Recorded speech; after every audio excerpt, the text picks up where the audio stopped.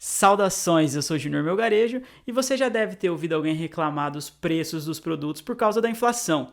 Ou alguém mais velho reclamando dos problemas econômicos do Brasil na década de 80 e 90.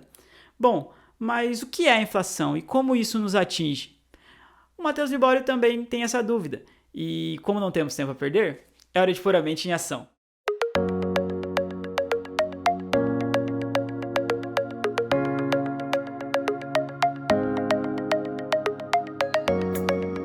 Primeiramente, vamos definir a lei básica da economia, que é a lei da oferta e demanda. Essa lei define que itens mais escassos têm maior valor, ou seja, do lado da oferta, quanto maior a oferta de algo no mercado, menor o seu preço, um item não escasso.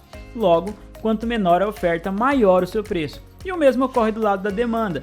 Quanto maior a demanda, isto é, quanto mais pessoas querendo adquirir tal produto, ele se torna mais escasso e seu preço aumenta.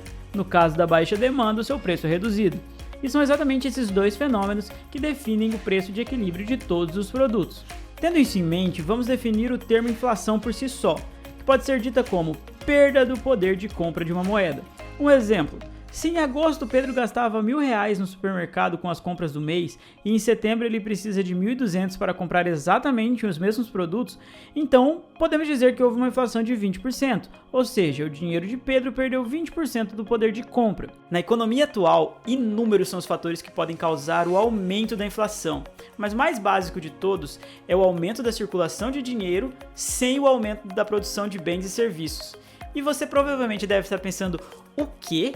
Então imagina uma aldeia que ainda usa escambo entre produtos e serviços para fazer o comércio local, mas para facilitar as trocas eles decidem criar uma moeda, o dobrão de metal. A quantidade de dobrões de metal produzido vai determinar o preço dos produtos na moeda, ou seja, levando em conta a quantidade produzida de cada produto, uma quantidade X de dobrões serão produzidos em equivalência e a soma de tudo é a quantidade de moeda a ser produzida. Um exemplo é que se para 10 peixes foram produzidos 10 dobrões, cada peixe valerá 1 dobrão de metal. Caso sejam produzidos 20 dobrões, cada peixe valeria 2 dobrões. E aí vemos a inflação. No momento em que mais dinheiro é emitido, mas a produção não aumenta, os produtos tendem a equilibrar essa balança aumentando os preços, ou olhando para outro ângulo, desvalorizando a moeda. É como na lei da oferta e demanda. Se tem muitos dinheiros na economia, e quando digo dinheiros quero dizer em unidades de moeda corrente, se a mesma está em grande abundância na economia, o seu valor é reduzido, e por isso o dinheiro perde o poder de compra. Mas e no cenário atual, como podemos medir a inflação?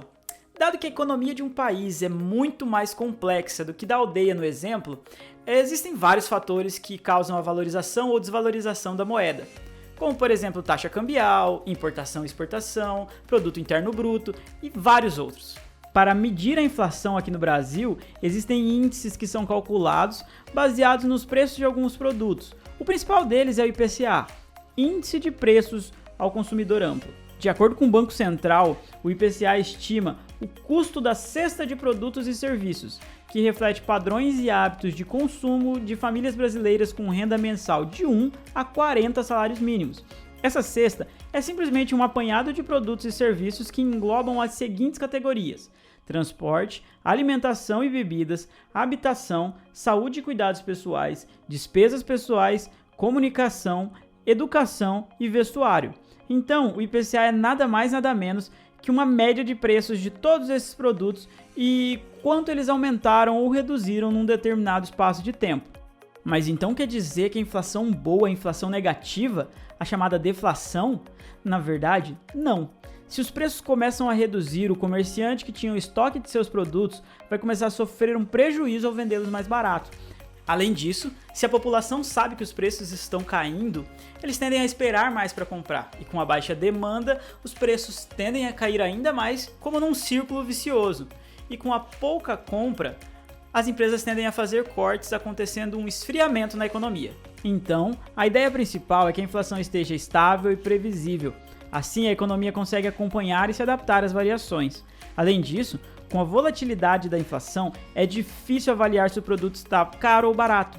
Isso faz com que o consumidor ou recue completamente e não compre, ou com que ele compre em excesso para aproveitar a oportunidade. Historicamente, para nós brasileiros, a inflação sempre foi muito problemática, mas a pior fase foi de 86 a 94. Nessa época, inúmeros planos foram aplicados e falharam miseravelmente em conter a inflação. E o pior de tudo, ainda causaram o aumento dela, chegando a mais de 1000% ao ano. Nessa época, a inflação variava tanto que produtos mudavam de preço em questão de horas, o que fazia com que a população estocasse o máximo de produtos, causando escassez nos produtos e, como foi dito na lei da oferta e demanda, isso aumentava o preço de cada produto, ou seja, aumentava ainda mais a inflação e virava um ciclo sem fim. Somente em 1994, o Plano Real veio para resolver o problema, onde houve a instituição da nossa atual moeda, o real.